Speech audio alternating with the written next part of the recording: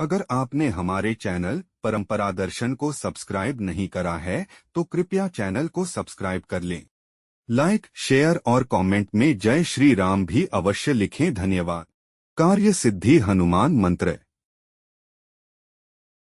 कहा जाता है कि कार्य सिद्धि हनुमान मंत्र के कई लाभ हैं, जिनमें शामिल हैं सौभाग्य और सफलता। श्री कार्य सिद्धि यंत्र सौभाग्य लाता है और सभी प्रयासों में सफलता सुनिश्चित करता है। इच्छाओं की पूर्ति। ऐसा कहा जाता है कि श्री सर्व कार्य सिद्धि यंत्र गहरी इच्छाओं, आकांक्षाओं और इच्छाओं को पूरा कर सकता है। सुरक्षा। इस मंत्र का नियमित जाप करने से भक्तों की रक्षा होती है। चिंता और अवसाद से मुक्ति। इस मंत्र का प्रतिदिन एक ही समय पर जाप करने से चिंता और अवसाद से पीड़ित लोगों को राहत मिलती है। छिपे हुए शत्रुओं का नाश। इस मंत्र का जाप करने से छिपे हुए शत्रुओं का नाश होता है। अगर आपने हमारे चैनल परंपरा दर्शन को सब्सक्राइब नहीं करा है तो कृपया चैनल को सब्सक्राइब कर लें। लाइक, शेयर और कमेंट में जय श्री राम भी अवश्य लिखें। धन्यवाद। त्वमस्मिन् कार्यनिर्योगे प्रमाणं हरिसत्तमा हनुमन् यत्नमास्ताय दुःखक्षयकरो भव। त्वमस्मिन् कार्यनिर्योगे प्रमाणं हरिसत्तमा हनुमन् यत्नमास्ताय दुःखक्षयकरो भव। त्वमस्मिन् कार्यनिर्योगे प्रमाणं हरिसत्तमा हनुमन् यत्नमास्ताय दुःखक्षयकरो भव। त्वमस्मिन् कार्यनिर्योगे प्रमाणं हरिसत्तमा हनुमन् यत्नमास्ताय दुःखक्षयकरो भव। त्वमस्मिन् कार्यनिर्योगे प्रमाणं हरिसत्तमा हनुमन् यत्नमास्ताय दुःखक्षयकरो भव। त्वमस्मिन् कार्यनिर्योगे प्रमाणं हरिसत्तमा हनुमन् यत्नमास्ताय दुःखक्षयकरो भव। त्वमस्मिन् कार्यनिर्योगे प्रमाणं हरिसत्तमा हनुमन् यत्नमास्ताय दुःखक्षयकरो भव।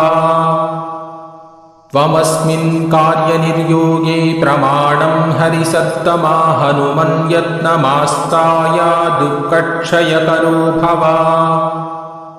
त्वमस्मिन् कार्यनिर्योगे प्रमाणं हरिसत्तमा हनुमन् यत्नमास्ताय दुःखक्षयकरो भव।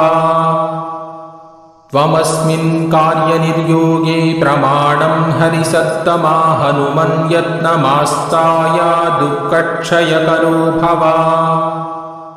त्वमस्मिन् कार्यनिर्योगे प्रमाणं हरिसत्तमा हनुमन् यत्नमास्ताय दुःखक्षयकरो भव। त्वमस्मिन् कार्यनिर्योगे प्रमाणं हरिसत्तमा हनुमन् यत्नमास्ताय दुःखक्षयकरो भव। त्वमस्मिन् कार्यनिर्योगे प्रमाणं हरिसत्तमा हनुमन् यत्नमास्ताय दुःखक्षयकरो भव। त्वमस्मिन् कार्यनिर्योगे प्रमाणं हरिसत्तमा हनुमन् यत्नमास्ताय दुःखक्षयकरो भव। त्वमस्मिन् कार्यनिर्योगे प्रमाणं हरिसत्तमा हनुमन् यत्नमास्ताय दुःखक्षयकरो भव।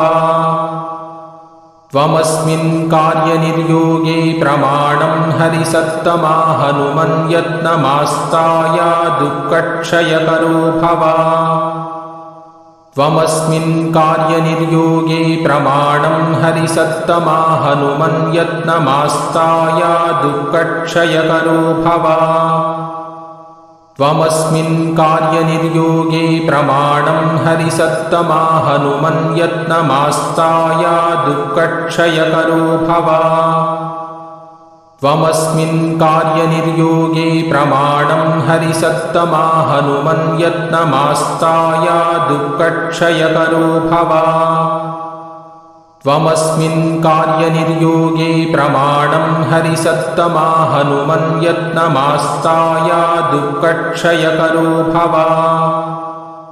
त्वमस्मिन् कार्यनिर्योगे प्रमाणं हरिसत्तमा हनुमन्यत्नमास्ताय दुःखक्षयकरो भव त्वमस्मिन् कार्यनिर्योगे प्रमाणं हरिसत्तमा हनुमन्यत्नमास्ताय दुःखक्षयकरो भव त्वमस्मिन् कार्यनिर्योगे प्रमाणं हरिसत्तमा हनुमन्यत्नमास्ताय दुःखक्षयकरो भव त्वमस्मिन् कार्यनिर्योगे प्रमाणं हरिसत्तमा हनुमन्यत्नमास्ताय दुःखक्षयकरो भव त्वमस्मिन् कार्यनिर्योगे प्रमाणं हरिसत्तमा हनुमन्यत्नमास्ताय दुःखक्षयकरो भव त्वमस्मिन् कार्यनिर्योगे प्रमाणं हरिसत्तमा हनुमन्यत्नमास्ताय दुःखक्षयकरो भव त्वमस्मिन् कार्यनिर्योगे प्रमाणं हरिसत्तमा हनुमन्यत्नमास्ताय दुःखक्षयकरो भव त्वमस्मिन् कार्यनिर्योगे प्रमाणं हरिसत्तमा हनुमन्यत्नमास्ताय दुःखक्षयकरो भव त्वमस्मिन् कार्यनिर्योगे प्रमाणं हरिसत्तमा हनुमन्यत्नमास्ताय दुःखक्षयकरो भव त्वमस्मिन् कार्यनिर्योगे प्रमाणं हरिसत्तमा हनुमन्यत्नमास्ताय दुःखक्षयकरो भव त्वमस्मिन् कार्यनिर्योगे प्रमाणं हरिसत्तमा हनुमन्यत्नमास्ताय दुःखक्षयकरो भव त्वमस्मिन् कार्यनिर्योगे प्रमाणं हरिसत्तमा हनुमन्यत्नमास्ताय दुःखक्षयकरो भव त्वमस्मिन् कार्यनिर्योगे प्रमाणं हरिसत्तमा हनुमन्यत्नमास्ताय दुःखक्षयकरो भव त्वमस्मिन् कार्यनिर्योगे प्रमाणं हरिसत्तमा हनुमन्यत्नमास्ताय दुःखक्षयकरो। वीडियो देखने के लिए धन्यवाद। कृपया लाइक, सब्सक्राइब और शेयर करें।